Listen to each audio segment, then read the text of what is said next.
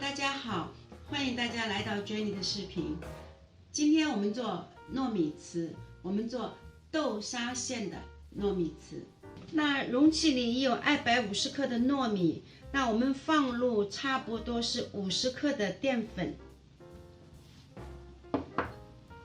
然后120克的砂糖，再加上1罐椰奶400个 ml。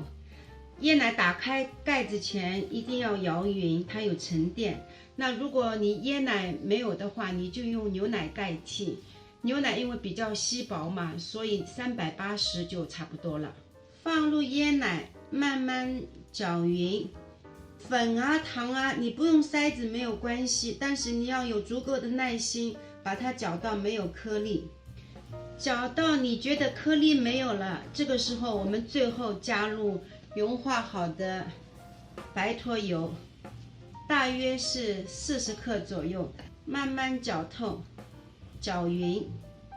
最后我们废物利用，把这个油擦过来，我们擦在这个盘子上面。蒸盘最好找一些面积大一点的、薄一点的，这样的话它就蒸的时间会比较少一点。水开上锅蒸，这些数量和这个薄度大约20几分钟就足够了。20分钟到了，我们就用牙签试，它上面没有沾上糯米，那就好了。那我们就关火，等它完全冷却。待到它全部冷却以后，我们就用刮刀帮忙把它倒出来，摊平，然后用刀切成我们需要的大小。切的之前你就用刀先比划一下，就像打格子一样，然后用刀才切下。切成这样一块块，我们就可以开工了。那开工前我们还要准备好成品后裹在糯米团外面的椰丝，还有就是豆沙馅。那这个豆沙馅哈，我是事先已经把它搓成一个个小圆球，然后放在速冻里面冻过了，所以它已经变成很坚挺。那我包的时候就方便了。其实哈，这些哈，如果你有计划做的话，你都可以隔夜把它事先做好。那我们不用等它什么时候凉下来，那让它等我们什么时候想做就什么时候做。那在这里还想跟大家分享的是，怎么样比较轻松的把豆沙搓成一个个小圆。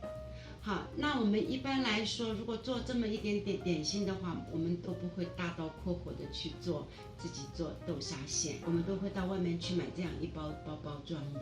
那包装买回来以后呢，你不要这样一刀把它剪开，我们在这边开个小口，然后豆沙从这边挤出来，挤到你需要的分量，然后把它取出，这样捏一下就成型了。好嘞，那么现在我们就开工了。有手套戴手套，没手套这样也行。这样摊扁以后，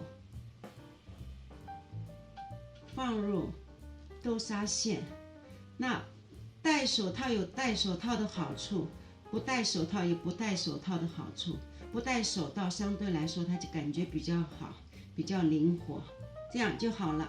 然后裹上椰丝，一个就完成了。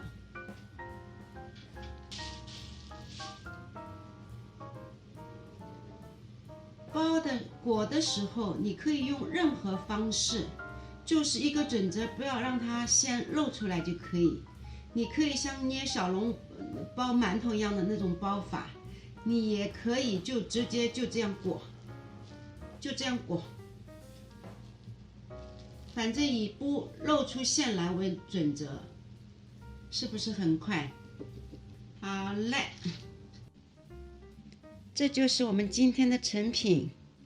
谢谢关注，我们下次再见。